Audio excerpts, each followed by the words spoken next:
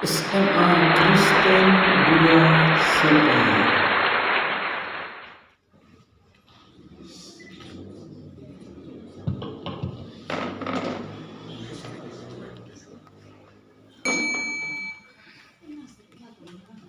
Shalom, Assalamualaikum warahmatullahi wabarakatuh. Om Swastiastu, Namo Buddhaya, Salve, salam kebajikan. Yang terhormat Kepala Dinas Kearsipan dan Perpustakaan Kabupaten Timor Tengah Selatan, yang terhormat Bapak Ibu Dewan Juri, Panitia Pelaksana Lomba, serta peserta lomba yang saya kasihi dan saya banggakan. Singkatnya, kita semua yang hadir. Pertama-tama marilah kita panjatkan puji dan syukur kehadirat Tuhan Yang Maha Esa, yang senantiasa melimpahkan berkat dan rahmat-Nya, sehingga sampai saat ini kita dapat melaksanakan lomba pidato. Peran perpustakaan sebagai wujud menumbuh kembangkan dan memperkokoh kemandirian generasi muda untuk menggerakkan budaya membaca tanpa halangan satu apapun. Hadirin yang saya hormati, pada momen yang berbahagia ini, perkenankan saya menyampaikan pidato yang berjudul Budaya Membaca di Kalangan Generasi Muda melalui pemanfaatan dan pendayagunaan perpustakaan. Membaca adalah melihat serta memahami isi dari apa yang tertulis, baik mengeja atau melafalkan. Pengertian tersebut tertulis dalam Kamus Besar Bahasa Indonesia tahun 2002 halaman 83. Sederhananya, untuk memahami isi dari apa yang tertulis, kita perlu membaca. Untuk membaca, kita membutuhkan yang namanya buku. Buku menjadi penanda kemajuan peradaban manusia. Salah satu pepatah terkenal yang selalu saya dengar yaitu, buku adalah jendela dunia. Artinya dengan membaca buku, maka kita akan memperoleh banyak ilmu. Kita bisa mengetahui banyak hal tanpa harus melihatnya secara langsung. Buku adalah jendela dunia dan membaca merupakan kunci untuk membukanya. Kita bisa melihat isi dunia tanpa harus melakukan perjalanan, hanya cukup membaca. Contohnya, buku yang mendeskripsikan tentang negara Italia. Tanpa harus pergi ke Italia, kita bisa mengetahui letak kota Roma, kota Milan, kota Napoli, kota Torino, dan kota-kota lainnya yang ada di Italia. Secara tak sadar imajinasi kita dibuat berkelana di dalam otak tentang tempat-tempat tersebut. Luar biasa, bukan? Pertanyaan awal sebelum saya melanjutkan pidato saya. Tempat manakah yang paling tepat dikunjungi untuk mendapatkan buku? Karena kita sedang berada di tempat ini, maka jawaban yang paling tepat adalah perpustakaan. Menurut Undang-Undang Perpustakaan pada bab 1 pasal 1 menyebutkan, perpustakaan adalah institusi yang mengumpulkan pengetahuan tercetak dan terekam. Pengelolaannya dengan cara khusus guna memenuhi kebutuhan intelektual para penggunanya melalui beragam cara interaksi pengetahuan. Di perpustakaan tersimpan buku pembelajaran, buku penunjang, buku referensi, dan lainnya yang dapat mendukung tercapainya tujuan pendidikan. Fungsi perpustakaan adalah sebagai wahana pendidikan, penelitian, pelestarian, informasi, dan rekreasi yang akan memperluas wawasan, meningkatkan kecerdasan, dan keberdayaan bangsa. Dalam Undang-Undang Nomor 43 Tahun 2002 tentang Perpustakaan dinyatakan bahwa pemerintah berkewajiban menggalakkan promosi gemar membaca dan pemanfaatan perpustakaan. Oleh karena itu, perlu ditumbuhkan budaya gemar membaca melalui pemanfaatan dan pendayagunaan perpustakaan sebagai sumber informasi. Keberadaan perpustakaan merupakan basis yang sangat strategis untuk mengembangkan kebiasaan membaca. Kebiasaan membaca sudah semestinya merupakan aktivitas rutin sehari-hari bagi kita generasi muda untuk memperoleh informasi atau pengetahuan. Fenomena yang terjadi di Indonesia saat ini adalah rendahnya budaya membaca. Hasil penelitian oleh lembaga Center Connecticut State University dari Amerika Serikat melakukan penelitian terhadap 62 negara partisipan tentang budaya membaca. Dan luar biasa hasilnya saudara-saudara, karena negara kita berada pada posisi kedua. Namun sayangnya dari belakang.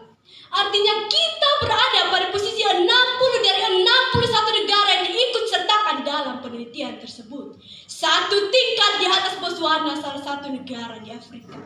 Selain itu, akun channel Today University pada tanggal 26 November 2021 melaporkan bahwa UNESCO atau organisasi yang membidangi bidang pendidikan, keilmuan, dan kebudayaan menyebutkan bahwa minat baca bangsa Indonesia sangat memprihatinkan, yakni 0,001%. Artinya dari 1.000 orang hanya ada 1 orang saja yang rajin membaca. Pertanyaannya adalah, apa dan siapa yang menyebabkan Indonesia seperti ini? Jawabannya adalah kita semua, warga negara Indonesia yang malas membaca, dan juga lembaga-lembaga yang menangani serta mengurus tentang urusan baca-membaca.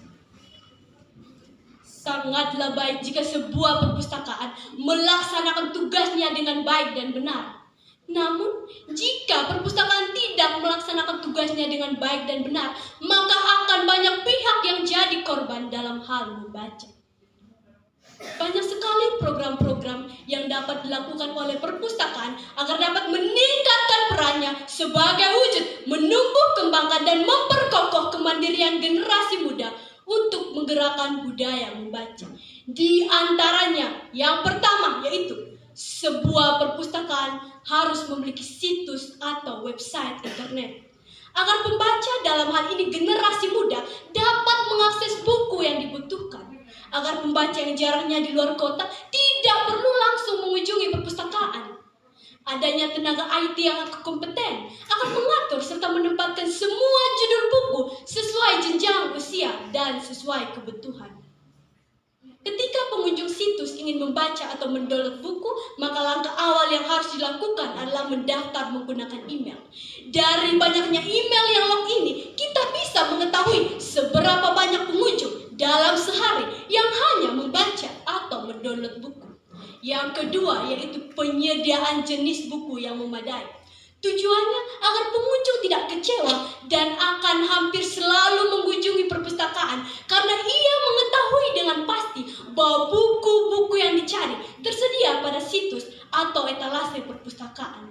Saya berani pastikan bahwa jika hal ini dilakukan akan meningkatkan grafik pembaca, baik yang datang langsung ke perpustakaan atau yang mengunjungi situs resmi milik perpustakaan. Yang ketiga yaitu memanfaatkan fungsi dari mobil perpustakaan keliling. Mobil tersebut harus berkeliling, entah ke pasar, ke sekolah, kemana saja.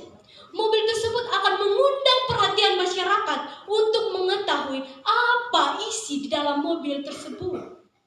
Jika sudah ada masyarakat yang tertarik untuk mendekati mobil tersebut, maka saya berani pastikan bahwa akan ada masyarakat yang membaca dan meminjam buku dari mobil perpustakaan keliling tersebut. Yang keempat yaitu memberikan buku gratis. Yang kelima yaitu mengadakan lomba yang berkaitan dengan membaca.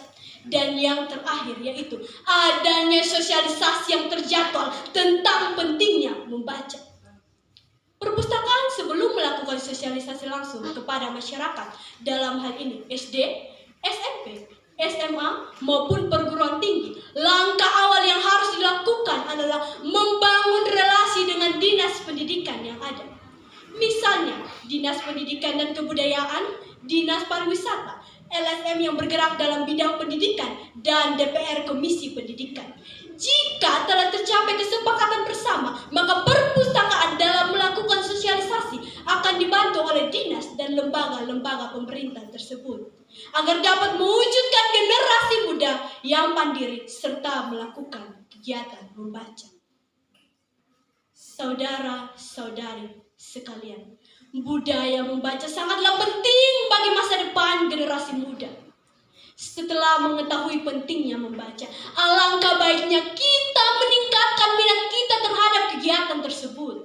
Namun, ketertarikan terhadap membaca bukanlah hal biasa yang dapat timbul secara tiba-tiba, melainkan membutuhkan waktu dan latihan secara terus-menerus. Oleh karena itu, minat membaca ini harus diawali sejak dini, agar kita terbiasa dan tentu saja memperoleh manfaat yang besar pula. Kita semua tahu bahwa kepulihan negara kesatuan Republik Indonesia bergantung pada kesadaran kita, generasi muda sebagai generasi penerus bangsa. Kita sebagai generasi muda, khususnya Kabupaten Timur Tengah Selatan, mari bersama-sama memanfaatkan keberadaan perpustakaan sebagai lembaga perantara yang sangat penting dalam proses komunikasi, yang dapat memainkan peran yang lebih besar dalam upaya meningkatkan minat baca generasi muda. Perpustakaan berdiri karena adanya kebutuhan akan suatu lembaga yang berfungsi untuk mengumpulkan, mengorganisasi, dan menyebarluaskan informasi kepada para pembaca. Peran ini meningkatkan pustakawan dalam dunia komunikasi. Seiring dengan perkembangan zaman yang hampir menenggelamkan kebersamaan, bangsa dituntut untuk bisa lebih produktif dan menjadi bangsa yang melek literasi. Tetapi fakta memaksa kita menerima kenyataan bahwa perkembangan teknologi saat ini tidak diimbangi dengan perkembangan ilmu pengetahuan yang positif. Lalu, apakah kita tetap tinggal diam? Lalu siapa yang harus bertanggung jawab? Siapa yang harus mengejar ketertinggalan ini? Pemerintah bukanlah satu-satunya pihak yang bertanggung jawab atas masa depan bangsa ini, melainkan kita, generasi muda, sebagai generasi penerus bangsa. Namun, bagaimana cara kita berpartisipasi, berdedikasi dalam membawa dan menuntun ranah edukasi pada era globalisasi? Buku adalah jendela dunia, menjadi kata kunci yang sudah tak asing lagi didengar. Namun pada kenyataannya, Indonesia memiliki tingkat literasi yang sangat rendah. Saudara-saudari sekalian, marilah kita tingkatkan budaya membaca. Marilah kita jadikan membaca sebagai sebuah rutinitas dan membuat membaca menjadi sebuah kebiasaan atau bahkan kebutuhan. Maka kita akan merasakan manfaat-manfaat yang besar yang timbul dari kegiatan tersebut. Saudara-saudari sekalian, satu-satunya tonggak harapan bangsa ada di tangan kita.